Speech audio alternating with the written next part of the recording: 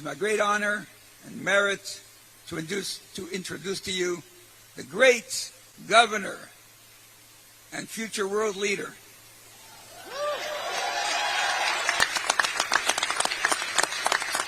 the Honorable Governor Desantis.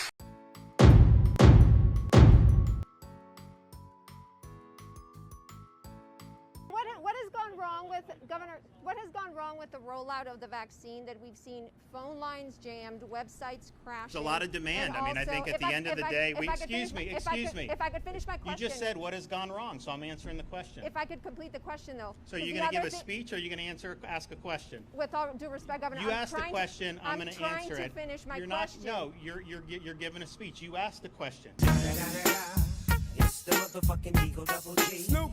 Joe Biden has taken to himself to try to single out Florida over COVID.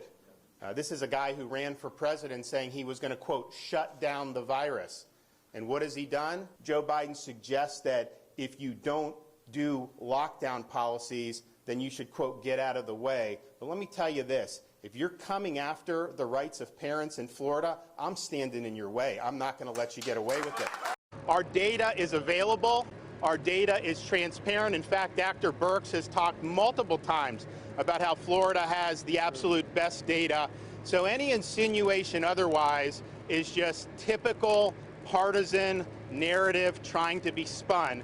And part of the reason is that because you got a lot of people in your profession who waxed poetically for weeks and weeks about how Florida was going to be just like New York. Wait 2 weeks, Florida's going to be next. Just like Italy, wait 2 weeks. Well, hell, we're 8 weeks away from that, and it hasn't happened. Not only do we have a lower death rate, well, we have way lower deaths generally, we have a lower death rate than the Acela Corridor, D.C., everyone up there.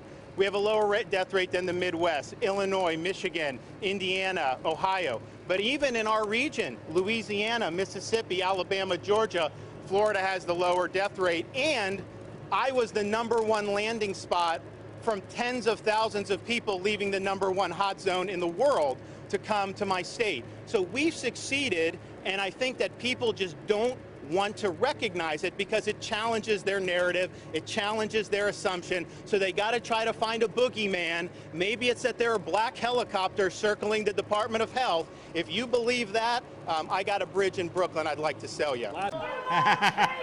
Do you think you'd get fair treatment from CNN if your brother had a primetime show on that channel?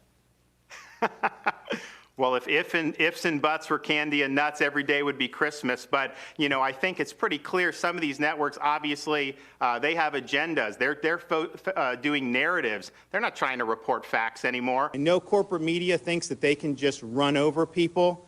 You ain't running over this governor. I'm punching back, and I'm going to continue to do it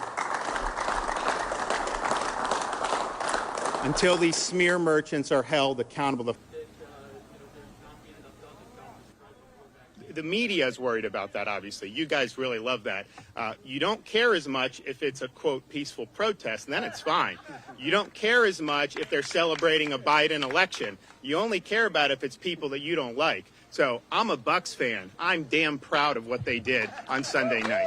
I don't care whether she's Puerto Rican, whether she's Anglo-Saxon. I don't care whether she's an Eskimo.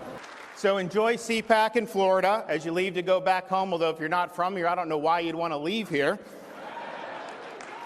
But when you do and you engage in the battles ahead, hold the line, stand your ground, and don't ever, ever back down. Thank you. God bless you.